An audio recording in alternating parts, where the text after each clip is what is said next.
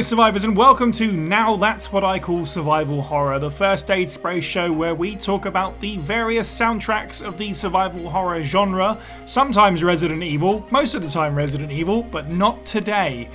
My name is Cy and I am joined by Mr. Steve Valance. Say hello, Steve. Hello, Steve. And this is going to be an episode of some firsts for sure. This is the first Now That's What I Call Survival Horror where we won't be talking about a Resident Evil game. We're going to be talking about Parasite Eve. And it's also a first because it's the first time where I'm hosting something and I've never played the game, rather unfortunately. I would really like to, and I really wanted to before we recorded this, but I just couldn't find the time. So Steve has picked his top 10 tracks from the Parasite Eve soundtrack. He's given me the context, at least, so I kind of know where these tracks play, and I've looked a few of them up a little bit more myself as well, just to make sure I know what's going on. But, as always, with all of these episodes, these are Steve's top 10 tracks. These are his choices and his opinion. If you disagree, that's fantastic. Head down to the YouTube comments and let us know what tracks we missed out, or what order you'd put them in, etc., etc. So make it a conversation rather than an argument, you know. Steve, you've been keen to talk about Parasite Eve for a while, so it seems an interesting place to start with the soundtrack. Excited or terrified? I'm kind of excited because, one, I'm not really in the fandom so much as around it, because people, in the circles we travel with survival horror games, generally people talk about Resident Evil or Silent Hill. I would have thought most people would have pegged our first Now That's What I Call Survival Horror would have been a Silent Hill game rather than this, but it's just something that I want to look at and talk about, especially Parasite Eve 1, because as people may know, it did come out in the UK. I had to fandangle a flipping American PSN account to even play it. And I had a wild time. This is a fairly newish experience for me. I only played the first one 3 years ago. And right. I don't know what the popular tracks are to the wider community as a whole, so I just went, I like these ones. These are really good. In proper Midlandese. I wondered that, because is this game still basically locked off? Are we still not? Do we not have access to it even to today? For me to do it legally and not emulate it, I had to get a. You can do it with the European PS3 and the UK PS3. I made a American account, and then I had to go on to, I can't remember the website, but there's a website where you can get American codes for digital money. Right. And then put that on the American PSN and just download it. And it just runs. It runs fine. So it's just Square being unpleasant. For want of a better term. It's a game that's so old. And I never realised why it hit over here, because we've got the sequel, which is divisive. I think we even got the third one, which is even more divisive. Hopefully it's a game that we'll get to cover in its entirety in the future, so look out for that if that happens. It'll be on a bonus poll at some point, because it certainly, as you say, it deserves it. It's part of the survival horror genre. It is quite close to what we normally talk about. It'll be interesting to see how this lands with our audience. If you are a Parasite Eve fan, or if you've never played it and are curious, because you've not been able, like most of us over in the UK. For a little bit more context, released in 1998 by, Square-Enix, then Squaresoft. Produced by Sakaguchi of Final Fantasy fame, of all things. And Tetsuya Nomura did the character art and stuff like that. You may know the composer, Yoko Shimomura, for her later work on Kingdom Hearts, of all things. But I think that's enough preamble. Steve, would you like to kick us off with your number 10, down to 1? What's your number 10? Number 10, Primal Eyes.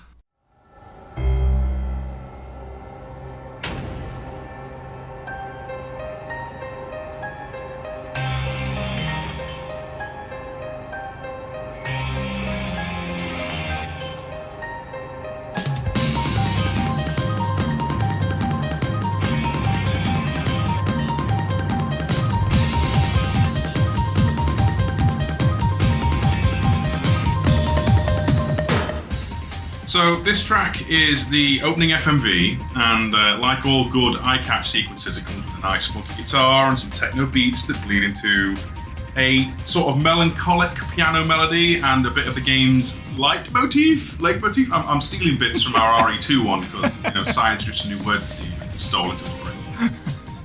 And the track ends with a big ominous doom, and it's got a few little charming notes. So Yeah, I love this. It's the music kind of reminds me of, like arcade machines and stuff when they had fighting games and they have like intros that like cool little stingers and fancy FMV. It's like that, but for a horror RPG. And it's just charming. I think the closest thing we have in the mainline Resi series might be RE3's opening, but even then that's very brief and it's like not quite as catchy. It's definitely not as energetic as this, is it? No. Yeah, I mean, it definitely, looking at it, reminded me of RE3 and a little bit of Sonic Adventure as well, with all the cars sort of backed up on the bridge of New York, stuff like that. It's very much reminded me of that. Yeah, it's a bit all over the place in the best way, in a good way. It is a sort of a good demonstration, I think, of the scope of the soundtrack for the most part. It's got that really distorted guitar that lets you know that it's about to go down just before it goes nuts. And then it's like a huge genre mishmash. Like you said, there's this crazy upbeat dance breakbeat stuff, which is going to come up a lot. The piano break, which in a weird way makes me think of Code Veronica. I don't know why that is. And that's actually a general thing with this soundtrack, which we'll probably get into. And yeah, the big ominous thud. Now you're in. Yeah, it's good. It's a really good way to kick off the game. It's interesting watching it with the footage because I don't know if it suits the footage particularly. Like the actual video and the audio, I didn't feel like it matched all that well. But in terms of getting you into the sounds of Parasite Eve, it's a good way to kick it off, I think. Yeah, as a forward to our listeners, expect a lot of techno in the near future. Yeah, it's definitely the Survival Horror Dance Edition episode. Yeah. Finally, we have EDM. Okay, so number 9, and I apologise if I mispronounced this. Se il mio amore sta vicino, or according to Google, if my beloved is near.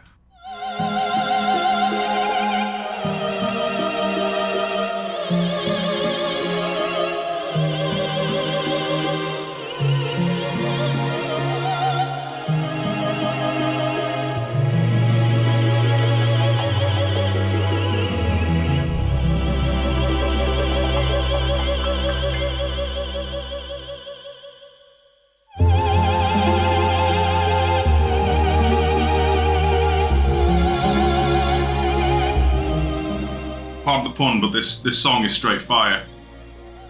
No, it's a weird one for me because it's a nice little classical piece and it introduces Eve onto the stage as she's like, awakening and setting everyone on fire, and she's just operatically singing. It reminds me of like Final Fantasy games when the main villain is doing their monologues and stuff, not necessarily to the main cast, but like, my evil plan is to take over the world and eat a biscuit, It's just got this like really, really like eeriness, which obviously sets the tone for the thing and does something great, which is it establishes that all of Eve's main themes have got like this imposingly creepy aria to them, and I just kind of like, it's just like it's unsettling in the best possible way to start a game off. Yeah, it's quite interesting actually because you mentioned leitmotif, which is definitely going to be a thing, but as well, something that I didn't think about was sort of character-specific instrumentation like that, which is really cool. And obviously that's like a part of her character, as I understand it. Sort of like the opera singer persona is like a big part of who she is, or at least the body that she's inhabiting, as it were. I'd say, not to spoil anything for you and the listener, that Eve definitely takes some traits from her host body. Right. An air for the dramatic and theatrical. Right. And anytime, like, a soundtrack can sort of meld with its story in that way is always good, isn't it, really, which is nice. I think that the context is definitely what makes this creepy. Like, this is music that really offsets what's happening during the game at the time, because there's a scene of just an opera house and then people spontaneously combusting, and it gets pretty grim, to be honest. It's a pretty grim state of affairs. If you played some really action-packed sort of music over the top of this, it really changes the mood. And similarly, I think if you played something that was intentionally, I am evil, really imposing, you would also get a different effect. But as it stands, I wouldn't say that, listened to out of context, the music is particularly scary. It's the fact that where it plays that makes it scary, which is what makes it unsettling, because it's not traditionally a scary piece of music. It's a rather pretty sort of simple opera track. Pretty as in beautiful and pretty as in simple, I suppose. But yeah, it's just strange to watch it being played over people combusting, and I think that's definitely a thing. Maybe Parasite Eve sort of setting the stage here, because this has become a thing more and more in media, where you get take a pop song and make a creepy piano version and play it on the trailer, Yeah, so maybe Parasite Eve beat them all to it in that way, where it's like juxtaposition of the music versus the sort of action that's playing out in front of you. I can just hear my media studies lecturer from 20 years hence going, yell the word contrapuntal. What? As in something that doesn't mash directly with the scene. Amazing. Yeah. Now I've learnt a word. Yeah, that's why people come onto this show, to learn words. Welcome to Thesaurus AIDS. I don't know. I mean, yeah. So number 8 then. Our next track is Sotto Voce, or Whisper, again according to Google Translate.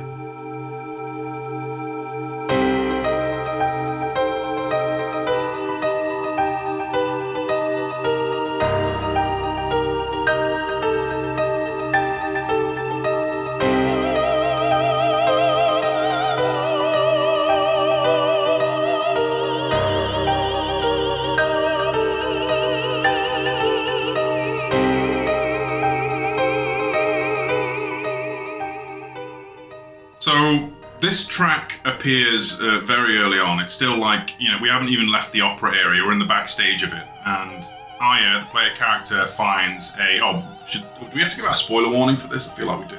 Yeah, here's your spoiler warning.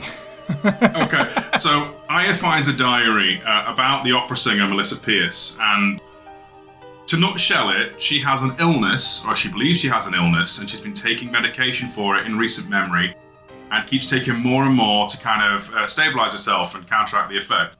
But what is actually happening is lowering her own biological defenses against the Eve within her, the main villain, and she's taking over. And the way that it plays, the music kind of shifts as you read through the diary and realize that her mind is being taken over by her. And it starts out as a charming little drifting piano medley, and then Eve starts singing over it, which initially it's just, oh, that's a bit creepy. But when you know what's happening, the music feels like it's got its own will that's being wrenched out in my own head. It's the actual piece itself kind of reminds me of the RE1 Wesker reveal, when it's you did a fine job, Barry. Only it's a bit more melodious and ominous rather than a distorted guitar. So unlike the last track we talked about, this one is definitely creepy on purpose, I think. For the reasons that you've just said. It's great use of instrumentation to tell a story. The singing coming in to ride over the top of the piano, which is Eve sort of coming to the front. This is really good. And tiny peek behind the curtain. Steve, literally, we listened to this clip as Steve announced it, just to remind ourselves and sort of get it in your head. And Steve was like, I'm getting wrapped up in it here. And I completely get that. Because listening through this list, this is the track where I really started to connect with the soundtrack so far. It's got a really good storytelling vibe to it. It really invites you to think about the diary that you're reading a lot more because of the music. It's not overbearing or over the top, but it's just the right amount of just a little bit. It's just about perfect, I think. This is the one that definitely feels like the most proto Kingdom Hearts. There's some early touches of Hollow Bastion in the piano here, I think. I think if you're a Kingdom Hearts fan, you'll pick that one out. But there you go, that's an aside. Steve, is this diary thing, is this basically Parasite Eve's equivalent of Itchy Tasty? I'm not sure in the fandom, but I was going to say, I would like to see what a Resident Evil parallel would this to be, and I would do it with, the Itchy Tasty thing, hearing someone, hearing the audible equivalent of someone's mind being wrenched away and replaced with hunger. I want to say if it isn't in the wider scope, it definitely is a significant one to the plot, and it definitely is. It gets its own theme, so there must be some people out there who rate it. I personally do, obviously, otherwise we'd be on the list. No, that's fair. That makes sense. Actually, great point there is, how many files in any game can say they've got their own piece of music? Exactly. So it's definitely important, which is really helpful because the music's really great. And again, as you've said, it's early game, so it's kind of setting things up there, which is probably even better on repeat playthroughs, I expect, once you've got the full story mapped out in your brain. Although, that being said, as someone who doesn't know the plot inside out and knows the bare basics, reading the diary, I totally got what was going on, and it's pretty grim in a good way. Pretty grim in a good way. It's horror in it, so All right, so let's lighten the mood then. Number 7, Arise Within You.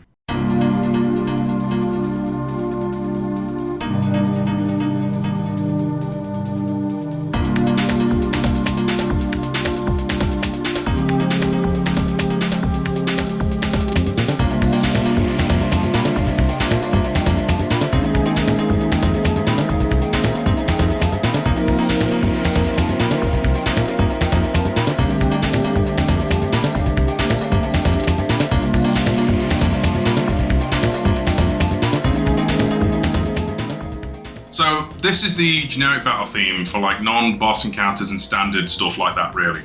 First, we've got to come to terms with the fact that this is a survival horror game, but it's also an action RPG, which means we're going to have random encounters aplenty. In contrast to many other games of its ilk, this is surprisingly a very upbeat theme. If I had to put a feel to it, it's got like a weird discordant rhythm behind the music. It's like rattling around. The rattling around, they're like diddle diddle diddle diddle, is the various beasties and monsters like trying to face up against Aya. And then the main theme itself is like this really confident dance music. It kind of gives me the mental image of Aya as a fashion model with a gun in her hand and just balleting around, like something like out of Bayonetta in a way. It's in a horror game, it's very optimistic, and it contrasts against all the ugly stuff that she's going to have to shoot and put down. Bayonetta is a really interesting comparison. I totally get that. It's interesting. Again, with this one, you put it on, you can't help but have a little bit of a dance to it. To be honest, it's got a cool, infectious energy to it. Certainly.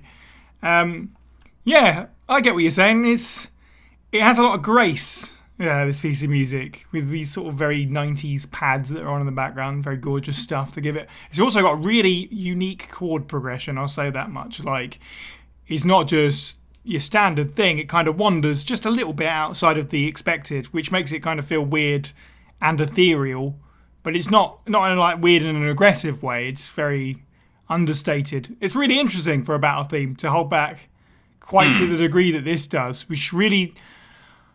I don't know, I guess it surprised me a little bit, but I don't know what else. It's the perfect thing. I couldn't imagine like a Final Fantasy style battle theme for this game. Just exactly would not work at all. Yeah, like it's understated in a way, right? They're like, whereas Final Fantasy, you got to kick their head in or they're going to kill you. Not quite on that level. Yeah, exactly. It's and there's honestly for a long time, I'll sing the praises of people that can hold back from throwing everything and the kitchen sink at music, which is admittedly not an easy thing to write, a very complex and bombastic piece of music. But I think it takes just as much skill to pull back and be like, let's just keep it as simple and effective as possible. I think you've described sort of the various pieces going on here very well. And I think that it's aged remarkably well, really, considering that it does feel very late 90s. Very late 90s, but because it's so unique compared to all other battle themes, like if you say battle theme in my head, it'll go to some Final Fantasy or like the Chrono Trigger, which is not necessarily aggressive, but it's really funky and that kind of thing. It's got a lot of drive to it, and this has got a drive of its own. It's completely different. I really, really enjoyed this. And not a classical instrument in sight, no panpipes or flutes, no nothing. Nah, who needs them? Number 6 then is Out of Phase.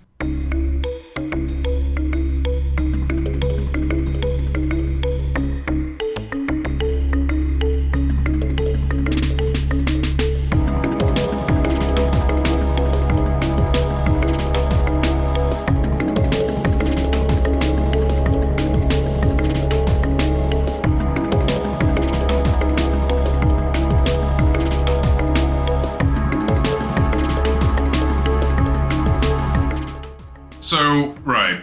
Now, if there's one thing we can agree on, despite not necessarily being high energy or tonally extravagant in the RE games, there are these things called safe rooms or save rooms. Never got the memo.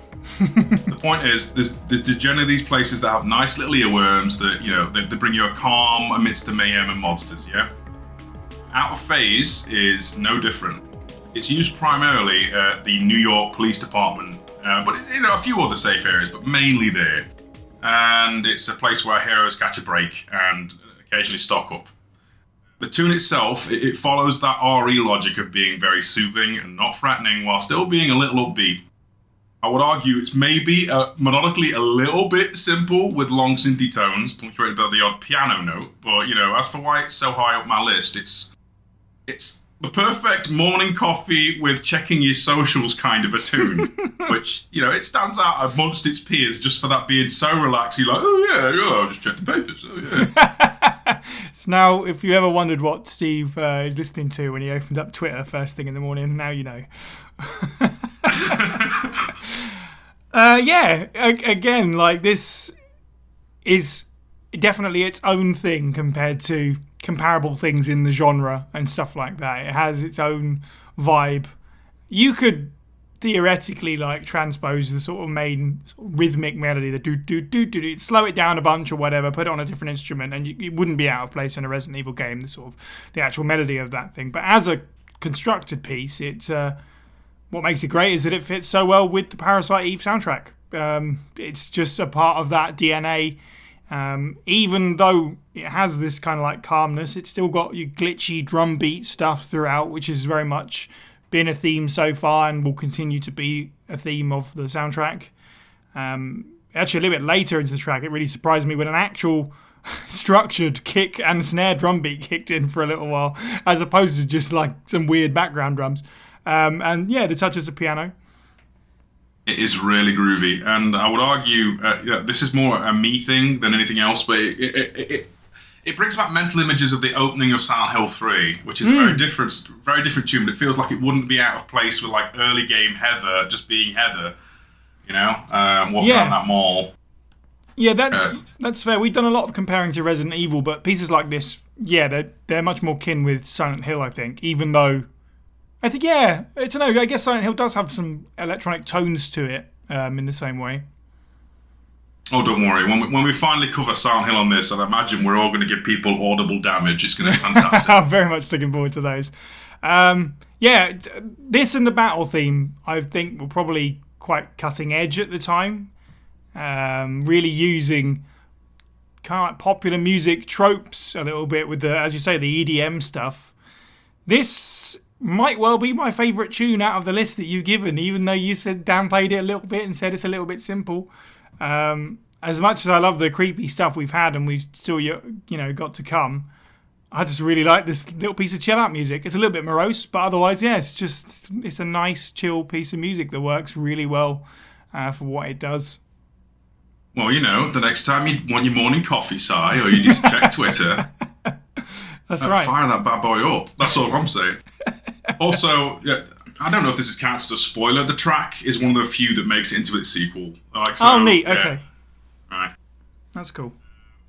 So number 5 then is Theme of Ire.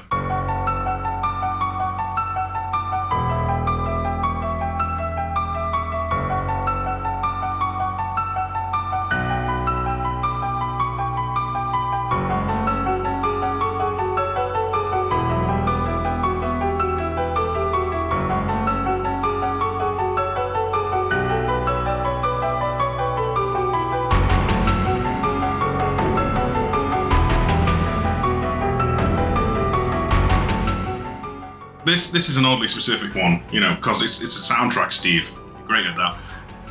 In-game, this piece of music is used to accompany the revelation that Aya is in fact just as crazy biologically as the main villain Eve. Like, her cells are behaving in a completely different way. They're cooperating with her rather than subverting and taking over, which is what happens with Eve. Now, I'm sure, like, lore heads or actual scientists about mitochondria and stuff can present the information more accurately, but basically what it's saying is her cells aren't out to take over and kill her, at least not yet. What really, like, sticks this one in my head, though, is this one feels so like cinematic and like it could be from a Carpenter movie. And it's got Aya's leitmotif being punctured with various like scary dun dun dun crashing noises. As far as main character themes go, it's like one of the most ominous and foreboding, despite the fact it's technically moderately good news. Lovely stuff. Moderately good news is a great name for a track as well, to be fair. I love a track that starts with a dun dun dun or has like a rhythm like that. You know, like the Terminator theme is obviously like a big one for all those kind of things. But John Carpenter, it's a great call on this one, definitely. There's some Halloween in this with that plinky, sort of prickly piano and the sort of dueling melody. So there's like two piano pieces playing over each other in this, which gives it this really interesting, I wouldn't call it claustrophobic feeling, but paranoia maybe, I guess is the word. It's two piano lines kind of fighting for dominance, and then those clunking, foreboding drums. It is weirdly ominous, and suits the trend that we've been on here for doing unexpected things with your standard, here's a battle theme, here's a save room theme, blah, blah, blah, blah, blah. You know, the main hero's theme probably shouldn't make us think just as much about the villain, but given the context, it actually kind of works that it does. Yeah, it feels like this could be the kind of thing that would play over a net, just monologuing what's happened to William in RE2 with a bit. You know, it's putting that kind of mental map to me. It's the same kind of scene, really. Someone's explaining stuff happening in the plot, but that kind of creepy eeriness. Yeah, it is. Eerie's a good word for it, certainly. Again, coming from a developer like Square, and of course this is a horror game, so it's going to be different, but you're going to think of, when you think of like heroic themes that Square have done, you know, this is not what comes to mind immediately. So again, really cool that they trying something new and something different that's very suitable for the game. Track 4, Plosive Attack.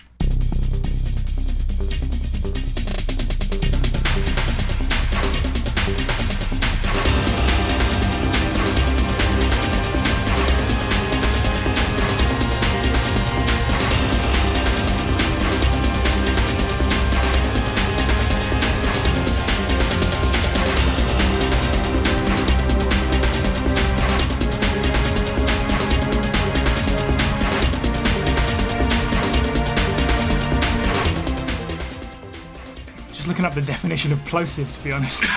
Is it just explosive but misspelled? That's what I thought. Denoting a consonant that is produced by stopping the airflow using the lips, teeth, or palate, followed by a sudden release of air. TKPDGB, like that. I should know that, really, but there you go. Just like you learn all these things on this show. Go ahead. This is, at least in my head, is the counterpart to the battle theme, Arise Within You. Like, this is the boss's theme, or a rising tension theme. It's used to that kind of glitter effect, like, you know, spoilers, the NYPD gets overrun, and there's a child, like, following a massively transformed dog trying to figure out what's going on. It's a great bit.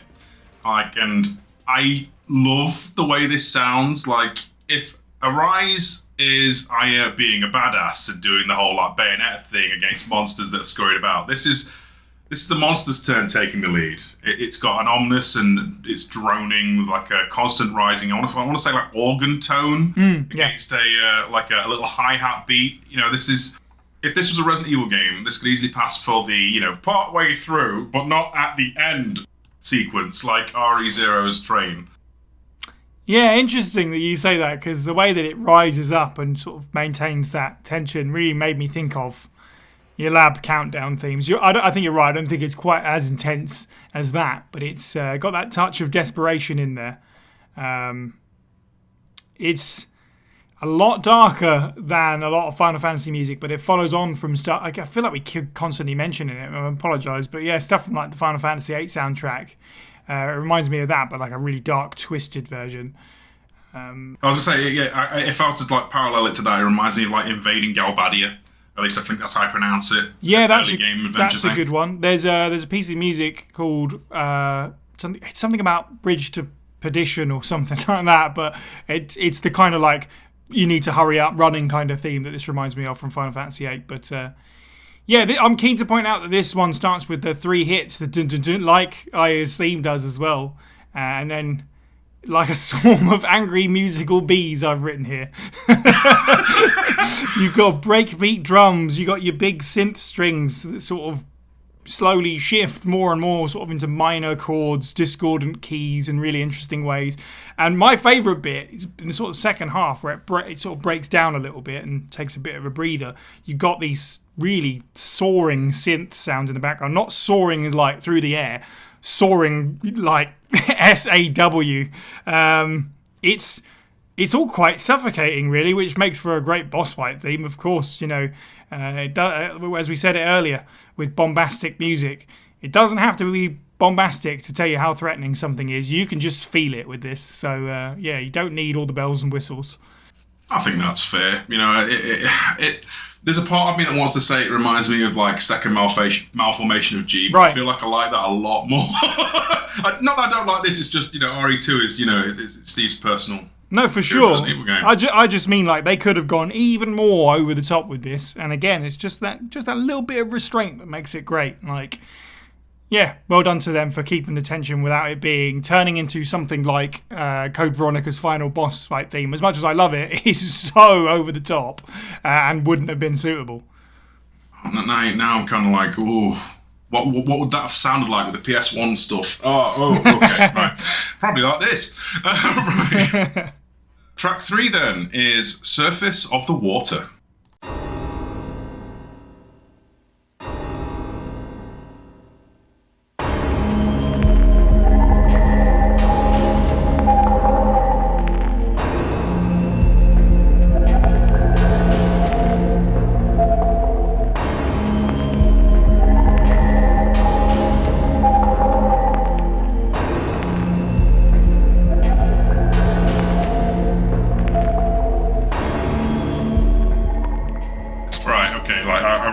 This might be a bit high ranked. Okay, I get it, but you know, this wasn't going to all be like pianos and arias and dance beats. Like, this is meant to be a survival horror list, you know, even if this one's a bit unusual.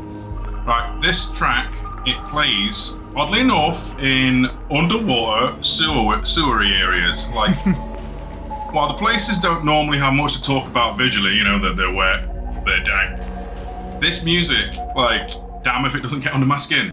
Like, it sounds like you're walking into an alien hive or a nightmare realm or some other trespass into like an otherworld place. And it tickles that little part of my brain that, like, it scares the daylights out of me. Okay? Like, you know, this terror could be behind any corner amidst the weird scrapes, synths, and guttural noises and crashing. I can't describe the music more unless, like, Silent Hill, Resident Evil, and Legacy of Kain had some kind of demented nightmare baby. It's twisted. Yeah, freaky for sure. Freaky AF.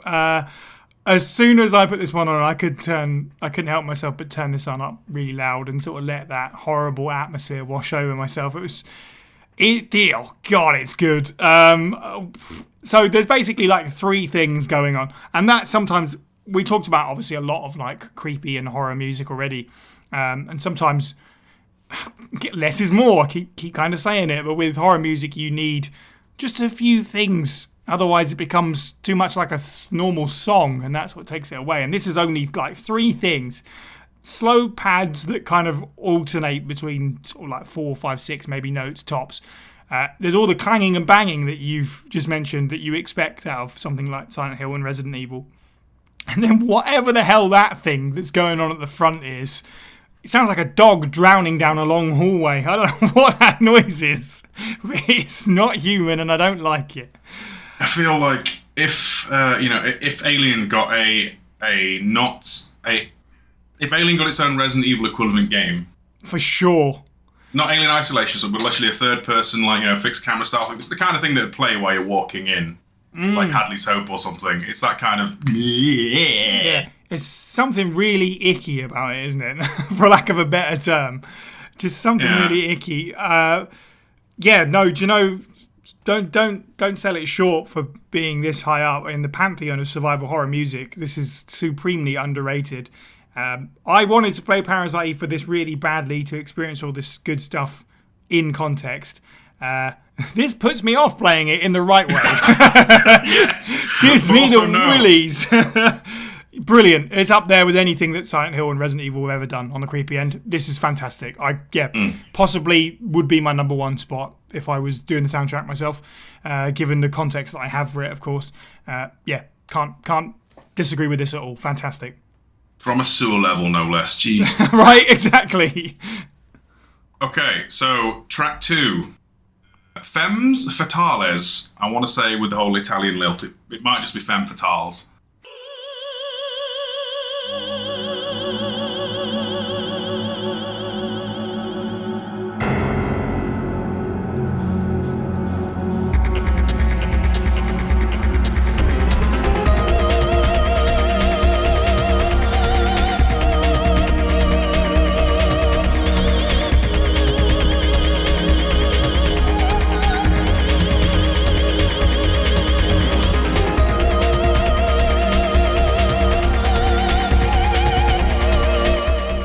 So this is the penultimate boss theme. Like, you've got Eve and Aya duking it out at the severed head of the Statue of Liberty. This could easily pass for like some kind of 90s Tekken theme in places, but it does also feel like an ending dance overture.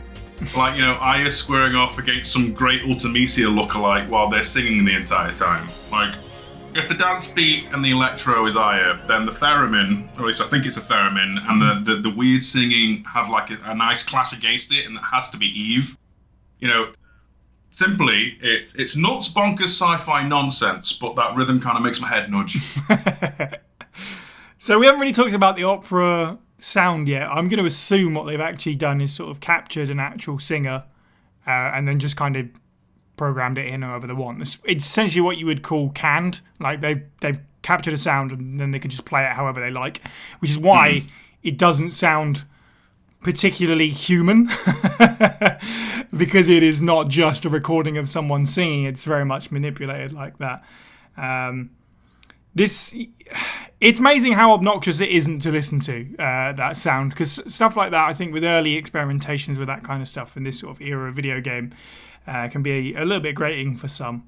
But it's not obnoxious to listen to, but it is unnerving. It has this weird otherness to it because you can clearly tell it's not just a recording of someone singing. It's been messed with, especially at the pace that it's going and the way that it's clashing with all the synths in the background and all that kind of stuff. And all the synths sound really clean and pretty, but this sounds really weird and just not right in a way. Altogether, it sounds kind of stressed, this piece of music, which is really interesting. I mean, further context, this is probably in the blast radius of a nuclear bomb, so we don't even know if Aya's going to live through it. It's kind of crazy. I mean, to be fair, I think anyone who's not played the game, you sell them on the crazy when you go, they're having a fight at the severed head of the Statue of Liberty. Oh, okay. Yeah, that's normal. Yeah. Yeah, for sure. It's got like a weird Metal Gear energy. Yes. And Tekken, it feels very fighting game, but also espionage action thriller. Which is great for a survival horror game now that I think about it. Well, yeah, it is extremely 90s in that way. And I don't know, if anything else, maybe you can look at it as a bit of a celebration of the time. Because, Tekken and Metal Gear, these were all sort of rising franchises. Maybe it took nods from that. Maybe not. Maybe it's just all coincidence. Maybe they're all influenced by what's going on in other places in music and that kind of thing. This one took some time, to be honest, for me to really connect with it. I think, again, if you have the context for it, that probably is better. Through a good pair of headphones, though, you can sort of pick out all the pieces. It's definitely helped in that way. Despite being nuts, again, you've still got that restraint there. It is strangely serene for a penultimate boss fight. You expect sort of a lot more clashing and bashing, orchestral percussion and stuff, but this has got like a driving rhythm to it, which is interesting. Yeah, the clash of Aya and Eve. I feel like there's actually like two different tracks that are like having an argument. At least that's what it sounds like to me. Right, and that's, again, like it's kind of like a prevailing theme almost, because that's something that we talked about earlier with the diary thing. So that seems like a very intentional choice. And props for pulling that off, because it can't be easy to do. So my final pick, number 1, is Influence of Deep.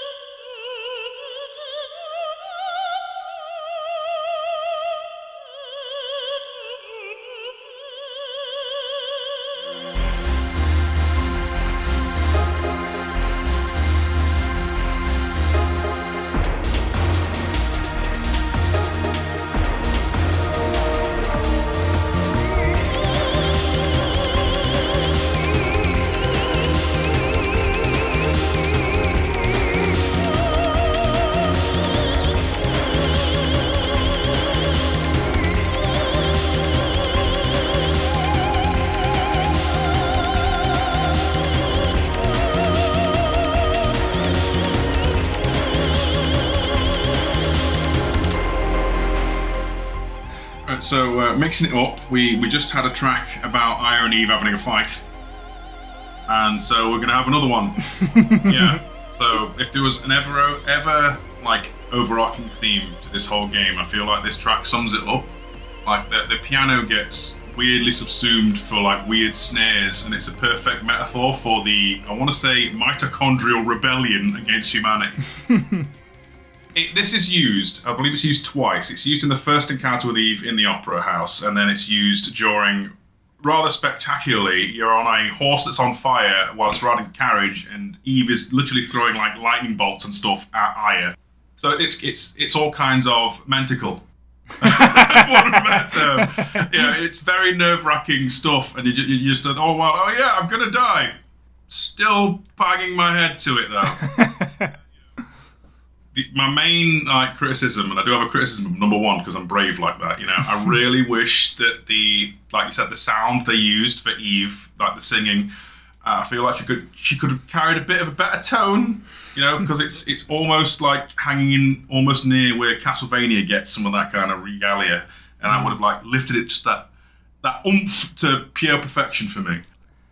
That is bold. That is bold. And I'm also going to go back on something that I said in the last one a little bit here, is whilst I didn't think generally it's an obnoxious sound that's off-putting anyway, at this point, Eve singing really loses it, doesn't it? And I don't know if that's good or bad. Obviously, it depends on your whole perspective, but there's a whole section where I have no idea what the quote-unquote vocal is even doing. Like, it's going in some strange places. Really interesting choice for number 1. It's got all the drums are really high in the mix. You got that rhythmic bass pulses, gives it a lot more oomph. Is exactly the word I had written down as well. It's compared to some of the other stuff in this soundtrack. This has got a lot more energy, sort of quicker energy and really obvious energy. It's got a break in the beat that kind of reveals the sort of piano that's been pulsing underneath the entire time. And again, that's nice because it feels like Aya's will to fight, whilst Eve is expressing her demented will over the top of everything. By the way, your description of the boss fight, I had to look it up because I was like, that can't be what's actually happening. Yep, no, this is the most bizarre boss fight I've ever seen. Out of context, it makes the music really odd, but... oh yeah, it should be something much more epic maybe, perhaps. I don't know. I mean, the only other thing, I did kind of skim over a bit, you know, Eve does get a few rubbish melee attacks in, but that's not as cool sounding as launching lightning bolts at a carriage while the horse is on fire. But, I mean, it's still accurate. It is bizarre watching Aya trying to fight off this demonic lady on the back of a horse-drawn carriage. And you look at, if you listen to the music out of context, you go, this seems really weird. And then you see the context, and the context is weird, and you go, okay, it makes a little more sense now. And you can feel the tension a lot more once you see the boss fight happening, so I completely get it. This is wild and weird. To your point, though, your question there is, like, should it have been more? Do you feel like it should have been more traditionally epic, or is it better that it's still cutting its own path in this way? You see, I would like to have heard a perfected version, but the fact that the entire through line of this game is pretty much Aya is she runs on EDM. Or or at least BPM, like beats per minute. Right. So I don't know. Part of me wants to see like an actual singer take a crack, but how do you go? Ooh, ooh, ooh, and in a way that's not obnoxious. So I'm going to sit my ass back down and go, no, Si, you're right. It's fine the way it is. Do you know what was interesting is actually, and you could probably YouTube this because I'm sure there are super fans out there that have done like their own takes on this, on various parts of the soundtrack, like, you know, completely remade parts of the soundtrack. It did make me think, you know, it's really good that this Parasite Eve released on PS1 when it did. The tones that it's going for really suit the hardware, I guess, and the kind of sound chips and stuff that's in the PlayStation. I'd be really intrigued what a direction a remake, were it to ever happen, would go with that kind of thing. Are you going to get the traditional full orchestrated version, at least for the orchestra parts and the opera? Would that work? How would that work? Would it have?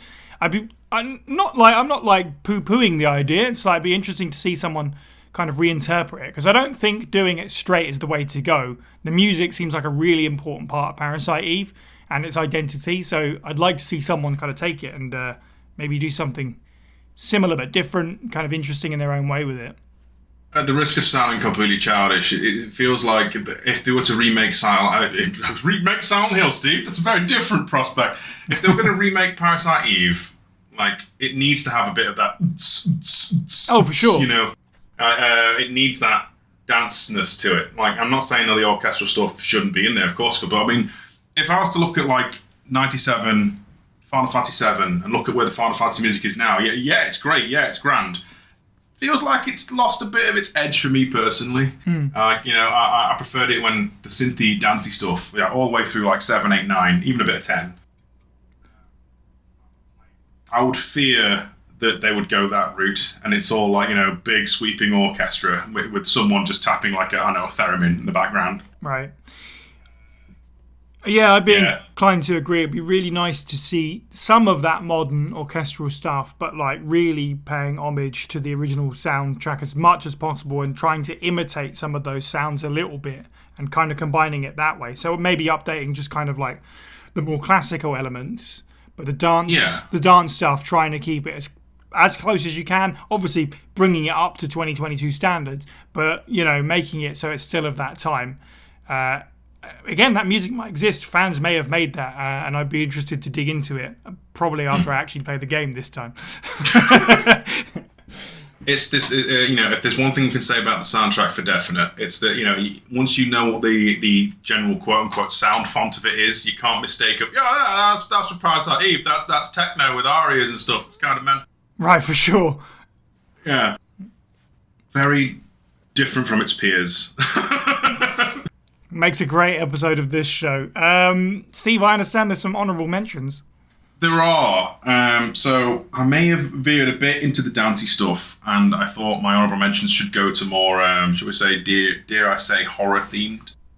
We've got Mystery Notes, which is a theme that plays generally in areas you are re-exploring when you like re-enter Central Park, for example, or I believe when you go into the lower opera house.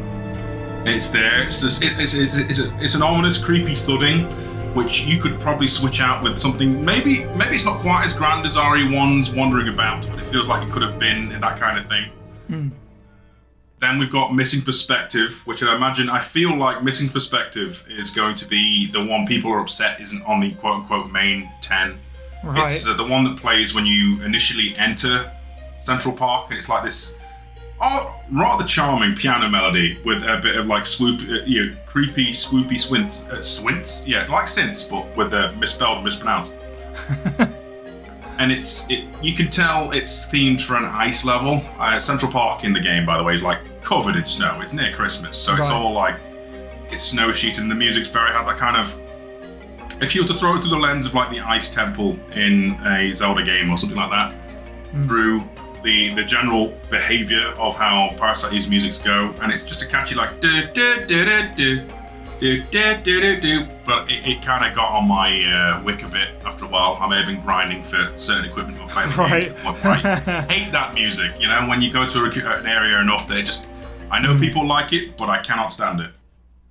And my final honourable mention would be UB, which stands for Ultimate Being, and it is the final boss theme, and it's like take everything that's crazy and wobbly about the synth in Aya's stuff and then almost orchestrate it, and it evolves over time because, spoilers for the boss fight, the being transforms, and so it gets more and more complex. And because, Eve is dead at this point, there is no like da da da da over it. It's just ominous, creepy, and it does fit as a boss theme, but I kind of feel like it comes out of nowhere. It's charming how it shapeshifts and transforms, and it has the weirdest when it's trying to catch up with you at the end of the game, like follow-up. But it's not there for me. I prefer the other stuff. But plus, this list has already got like 3 boss themes in it. I didn't want to overcook that pill. Yeah, that's interesting that you say that then, because for you, I've got a couple of notes on 2 of them at least. UB is, I just thought it was really good actually, and this I suppose this is more in tune of what you would think for a final boss fight. So it's interesting that it kind of gets there by the end. The second half of it actually reminded me of Castlevania with how grand it is. Missing perspective. Sorry, go on. I would say no, it is good. Like, it is good. It's just I feel like the other boss themes had more of a thing to me. Yeah, sure. We actually joked at one point that I should pick the honourable mentions without any context, just and I was listening to the soundtrack in general while doing some work, and this was one that I picked out for my honourable mentions for Missing Perspective. No word of a lie, that was the one that I heard and went, that's an honourable mention, definitely. Because it just stands out about, again, without the context, just how good it is. It feels like a complete song. It's got all kinds of different moods attached to it. Pressure, desperation, feels a bit investigatory. It's also a little bit playful. I just thoroughly enjoyed it as a piece of music. It's just funny that you picked it out as well. Yeah, like I said, it would have been on the list proper if it weren't for the fact that I was grinding for a certain item to the point where the music just, you just learn to hate it. Yeah, we've all had those. I'm sure there are plenty of people right now in the comments who are like, no! I love it! No, not this one. To which I say, grind 300 drunk for a Desert Eagle and then we'll talk about it. And again, these are all Steve's opinions on the Parasite Eve soundtrack. So if you've disagreed with this list, that is fantastic. By all means, let us know what you would have included or not included down in the YouTube comments below. This was thoroughly enjoyable and completely different. I hope I haven't offended any Parasite Eve fans with my half-cooked opinions. Well, I'll turn around and say, like, I'll offend you. Let's argue civilly, and you can tell me more about this franchise that I've barely had access to, Square. Okay, well, hopefully in the future we'll get to talk about this game as a piece. Hint, hint to our patrons. If you'd like to help this happen, you can join us over at patreon.com/FA-SprayPod. And when we hit certain social goals, bonus polls do come up. Parasite Eve is a guaranteed feature at some point. So vote for it if you'd like to see us cover the game in full on the podcast. And of course, if you are supporting us at the Tyrant level, which is just $5 a month, you get early access to all episodes of Now That's What I Call Survival Horror, as well as a bunch of other content that we do, because we do way too much at this point. Steve, thank you for joining me for this episode. I've thoroughly enjoyed it. Oh, well, it's been a blast at a level of... I can't do outros, so that was it. All right. Thanks for having me. And cut. Thank you all for joining us, and have a good week.